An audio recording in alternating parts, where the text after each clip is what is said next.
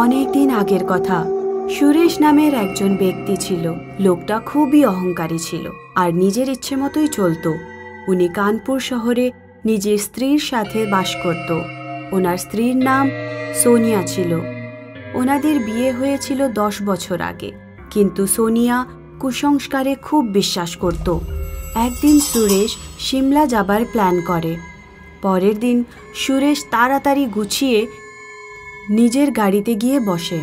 শুনছো, তাড়াতাড়ি এসো, আমাদের দেরি হয়ে যাচ্ছে। কিছুক্ষণের মধ্যে সোনিয়া চলে আসে, কিন্তু ওর সামনে থেকে একটা কালো বেড়াল রাস্তা কেটে নেয়। হে ভগবান, এটা তো অশুভ লক্ষণ। তারপর সোনিয়া গাড়িতে বসে সুরেশকে বলে, আমাদের কিছুক্ষণ দাঁড়ানো উচিত। আমার সামনে দিয়ে একটা কালো বেড়াল রাস্তা কাটে, এটা অশুভ হয়। কিন্তু সুরেশ কুসংস্কারে বিশ্বাস করে না। ও সোনিয়ার কোনো কথা শোনে না। ওনারা বাড়ি থেকে রওনা দেয়। যেতে যেতে প্রায় দুপুর হয়ে এলো। ওরা রাস্তার ধারে খাবার খাওয়ার জন্য একটা ধাবার সামনে গাড়ি দাঁড় করায়। কিছুক্ষণ পর সুরেশ ওয়েটারকে ডাকে, ভাই, এখান থেকে এমন কোনো রাস্তা আছে যেখান দিয়ে আমরা সিমলা তাড়াতাড়ি পৌঁছাতে পারি? হ্যাঁ স্যার, কিছু দূর যাবার পর একটা মোড় আসবে, ওখানে দেখবেন একটা বোর্ড আছে, আপনি ওখান থেকে মোড় নেবেন। ওই রাস্তা জঙ্গলের ভেতর দিয়ে গিয়ে সোজা হাইওয়েতে মেশে। ওখান থেকে আপনি তাড়াতাড়ি যেতে পারবেন। কিন্তু দাদা, ওই রাস্তায় রাত্রে যাওয়াটা ঠিক হবে না। আপনারা রাতের বেলায় ওই রাস্তা দিয়ে যাবেন না। আমি ওখানকার ব্যাপারে অনেক শুনেছি যে ওই রাস্তা দিয়ে রাত 8টার পর যায়, সে আর ফেরে না। এসব বলে ওয়েটার ওখান থেকে চলে যায়। আমাদের এই রাস্তা ধরেই যাওয়া উচিত, আমরা তাড়াতাড়ি পৌঁছাতে পারবো। সোনিয়া ওয়েটারের কথা শুনে ভয় পেয়ে যায়। শোনো না, কিছুক্ষণ মধ্যে রাত হয়ে যাবে। আমাদের এই রাস্তা দিয়ে যাওয়াটা কি ঠিক হবে? এই রাস্তা খুব ভয়ঙ্কর। না না, ভয়ের কোনো কারণই নেই, এসব কিছু হয় না। আমি এইসব কথায় বিশ্বাস করি না। সোনিয়া সুরেশকে অনেক বোঝালো, কিন্তু সুরেশ কোনো কথা শুনল না, আর ওরা ধাবা থেকে বেরিয়ে যায়। কিছু দূর যেতেই একটা মোড় আসে, যেখানে একটা বোর্ড লাগানো ছিল, আর ওই বোর্ডে লেখা ছিল, এখান থেকে রাত 8টার পর যাওয়া বিপজ্জনক।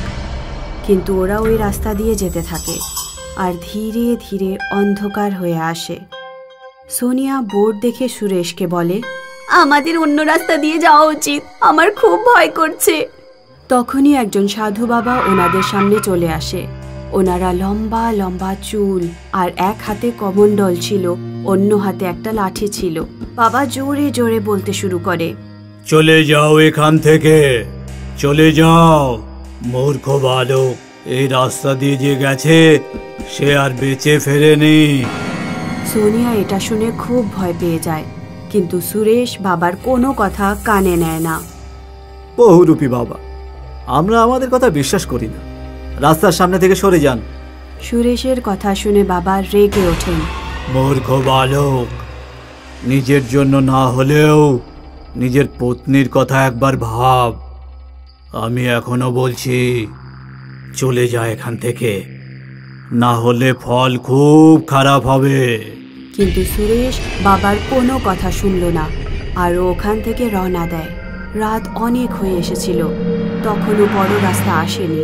শোনো, এখনো সময় আছে, আমরা ফিরে যাই। কত রাত হয়ে গেছে, এখনো বড় রাস্তা আসেনি। তুমি দেখেছিলে না, সকালে বেরোনোর সময় কালো বিড়াল পথ কেটেছিল, আর এখন সাধু বাবা কি বললে? আমার কিন্তু খুব ভয় লাগছে। কিন্তু সুরেশ কথা শোনার পাত্র নয়। ও নিজের জেদ রেখে গাড়ি চালাতে থাকে। কিছু দূর যেতেই গাড়ি বন্ধ হয়ে যায়, আর হঠাৎ করে ওদের থেমে যেতে হয়। সুরেশ ফিউল মিটারের দিকে দেখল, কিন্তু তেল তো যথেষ্ট ছিল। গভীর রাত আর জানোয়ারদের আওয়াজ, সোনিয়া খুব ভয় পেয়ে গেল। তখনই একটা ভূত গাছের ওপর থেকে ওদেরকে দেখে নেয়, আর মানুষের রূপ নিয়ে ওদের সামনে আসে। লোকটার কাছে আমাদের সাহায্য চাওয়া উচিত। আরে দাদা শুনুন, আশেপাশে কোনো গাড়ি রিপেয়ার সেন্টার আছে? আমাদের গাড়ি খারাপ হয়ে গেছে। না বাবু, এখানে আশেপাশে কোনো গাড়ি রিপেয়ারের দোকান নেই, কিন্তু আমি গাড়ি ঠিক করতে পারি। আমি আপনাকে সাহায্য করতে পারি। তারপর লোকটি গাড়ি ঠিক করতে শুরু করে। কিছুক্ষণ পর লোকটি ভূতের রূপে চলে আসে। ওর লম্বা লম্বা চুল আর বড় বড় নখ আর ভয়ঙ্কর মুখ ছিল। ওরা দুজনই ভয় পেয়ে যায়। অনেকদিন পর এই রাস্তায় কেউ এলো। এবার আমি তোমাদের দুজনকে শান্তিতে খাবো। ওরা দুজন নিজের প্রাণ বাঁচানোর জন্য গাড়ি ছেড়ে জঙ্গলের দিকে দৌড়তে লাগলো। কত দূর যাবে তোমরা? আজ আমার হাত থেকে তোমাদের কেউ বাঁচাতে পারবে না। কিছু দূর যাবার পর জঙ্গলে একটা বাড়ি দেখতে পায়। পায়ে আঘাত লাগার কারণে সোনিয়া হাঁটতে পারছিল না ঠিক করে। তুমি আমার চিন্তা করো না, যাও এখান থেকে আর দেখো বাড়িতে কেউ আছে কিনা। তখনই ভূত আসে আর সোনিয়াকে টেনে নিয়ে যায় ওখান থেকে। সুরেশ দৌড়তে দৌড়তে বাড়িটার কাছে গেল। কেউ আছে এখানে? আমাদের সাহায্য করুন, তাড়াতাড়ি দরজা খুলুন, ওই ভূত আমার বউকে মেরে ফেলবে। তখনই ভেতর থেকে ওই সাধু বাইরে আসে, যাকে আসার পথে ওরা বড় রাস্তায় দেখেছিল। আপনি ঠিক বলেছিলেন, আমাদের একবার সাহায্য করুন, ওই ভূত আমার বউকে মেরে ফেলবে। এসো বালক, ভেতরে এসো, এটা সুরক্ষিত জায়গা। আমি তোমার পত্নীকে বাঁচাতে তোমাকে সাহায্য করব। বাবা তারপর কিছু মন্ত্র পড়তে লাগলো। তখনই ওই ভূত মন্ত্র শুনে বাবার কাছে চলে আসে আর ওনার পাশে বসে পড়ে। বাবা তারপর ওই ভূতকে জিজ্ঞেস করে, বল, কোথায় লুকিয়ে রেখেছিস এর পত্নীকে? না হলে আজ তুই বাঁচতে পারবি না। তোমার পত্নী আমার কাছে আছে, ওকে আজ আমি খাবো আর তোমরা সবাইও মরবে। তারপর বাবা নিজের কমণ্ডল থেকে ওই ভূতের শরীরে গঙ্গার জল ছিটাতে থাকে। গঙ্গা জল ছড়ানোর ফলে ভূতের শরীরে জ্বালা শুরু হয়ে যায়। ঠিক আছে, ঠিক আছে, আমি তোমাকে এর বউয়ের কাছে নিয়ে যাচ্ছি, তুমি আমাকে মেরো না, চলো ভালো মেয়ে।